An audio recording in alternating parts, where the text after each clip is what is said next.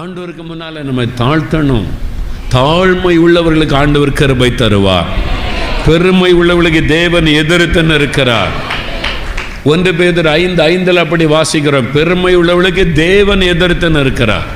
நல்ல கவனிங்க, எந்த பாவத்துக்கும் ஆண்டவர் எதிர்த்து நிற்கவில்லை. அவன் குடிக்கிறான், விபச்சாரம் பண்றான், கொலை செய்துட்டான், அவனு கூட தேவன் எதிர்க்கிறார் என்று பைபிள்ல இல்லை. ஆனால் பெருமை உள்ளவனுக்கு தேவன் எதிர்த்து நிற்கிறாராம். என்ன பெருமை? சிலருக்கு ஜாதி பெருமை. நான் என்ன ஜாதி தெரியுமா? என்ன ஜாதின்னு தெரிஞ்சு என்ன பிரயோஜனம்? நரகத்தில் தான் இந்த ஜாதிக்கு இடம் இருக்குது, மோட்சத்தில் இடம் இல்லை. மோட்சத்தில் போய் எங்கள் ஜாதி ஆட்கள் எங்கே இருக்குன்னா ஆண்டவர் சொல்லுவார், நரகத்தில் தான் இருக்காங்க. ஜாதி பெருமை பேசி சாதி சங்கம் வச்சு பெருமை பேசி அலைஞ்சல்ல, உனக்கு இடம் இருக்குது. சாத்தான் வச்சிருக்கிற ஆட்களை. ஜாதி பெருமை, பண பெருமை, குடும்ப பெருமை, சிலருக்கு ஆவிக்குரிய பெருமை.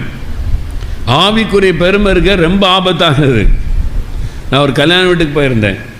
அப்போ அதை முடிச்சுட்டு நாங்கள் ஒரு 4-5 பேர் பேசிக்கிட்டு இருக்கோம், ஊழியக்காரங்கெல்லாம். ஒரு அம்மா வந்தாங்க, வந்து உங்கள்கிட்ட பேசணும். நாங்கள் 4-5 பேர் பேசிக்கிட்டு இருக்கோம், ஊழியக்காரங்கெல்லாம் நிற்கிறோம். அந்த அம்மா வந்து உங்கள்கிட்ட ஒன்று கேட்கணும். நாங்கள் என்னது கேளுங்க, என்ன உங்களுக்கு எத்தனை வரம் இருக்குதுன்னு கேட்டாங்க. இதுவரைக்கும் யாரும் அப்படி கேட்டதே கிடையாது.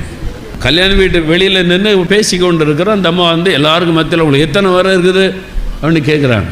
நான் ஒன்றுமே பதிலே சொல்லலை. அந்த கேள்வியை பார்த்தோன்னே தெரிஞ்சுட்டு சம்திங் ராங் இருக்குது அப்படின்னு. அதனால் அமைதியாக இருந்தேன். எது கேட்குறீங்க அப்படின்னு கேட்டேன். இல்லை, ஆண்டவர் எனக்கு 12 வரம் தந்திருக்கிறாராம், இன்னும் 3 வரம் தரப்போகிறாரு, தருவேன்னு சொல்லியிருக்கிறாரு. அதான் கேட்டேன். 12 வரம் அது எங்கே இருக்குன்னு எனக்கு தெரில. பைபிளில் நான் வாசத்தில் 9 ஆவிக்குரிய வரம் சொல்லியிருக்குது.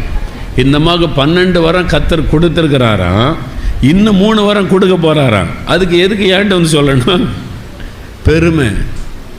நான் கேட்டேன் திருப்பி, சரி 12 வரம் தந்திருக்கிறார்களா, இயேசுக்காக என்ன பண்ணுறீங்க? ஏதாவது ஊழியம் செய்கிறீங்களா? ஒன்றும் பண்ணலை. நயா பைசாவுக்கு பிரயோஜனம் இல்லை. 12 வரம் இருக்கிறான். எதுக்கு ஆண்ட வரம் கொடுப்பார்? பிசாசு வேணால் வரம் கொடுத்துருக்கலாம். அதுக்கு கர்த்தர் கொடுத்து நயா பைசாவுக்கு பிரயோஜனம் கிடையாது. ஒரு ஆத்மாவுக்கு சுவிசேஷம் சொல்லுவதில்லை. ஆனால் இந்த வரம் இருக்குது. பெருமை, ஆவிக்குரிய பெருமை இருக்கக்கூடாது. நம்மை தாழ்த்தணும். ஆண்டவருக்கு முன்னால் நம்ம தாழ்த்தும் போது தேவன் கிருபை தருவார். இவன் தன்னை தாழ்த்தின